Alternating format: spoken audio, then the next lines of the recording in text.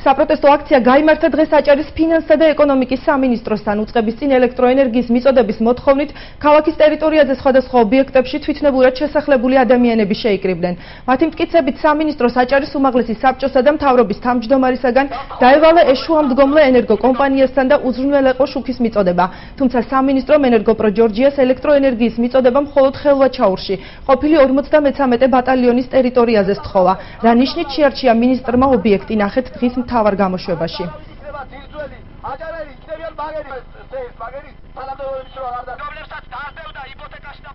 დანაპირები ვერ შეასრულა ვერც აჭარის უზენაესმა საბჭომ, ვერც აჭარის მთავრობამ, ვერც ბატონმა დათო ბალაძემ. გავალებთ ელექტროენერგიის მხრივ პროენერგო ჯორჯიას, სანამ აჭარის მთავრობა შეადგენს თავის კომისიას, შეისწავლის ამ ხალხის შესახლებას კანონიერს თუ უკანონოდ, გაჭირვებულს და ასე შემდეგ, მანამდე დაუყოვნებლივ მიეწოდოს ამ ობიექტებზე სასიცოცხლო პირობების და შუქი. მთავრობას ვთხოვდით, მთავრობიდან ნებართვა მივიღებით ჩვენ, რომ შუქი უნდა ჩართულიყო, ჩვენ ვცხოვრობ ძალიან გაუსაზლის მდგომარეობაში.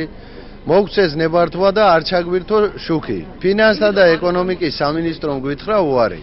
რატომ მიზეზი არ ვიცი მიზეზი რა იყო, მაგაზე ვერ გეტყვი ვერავის.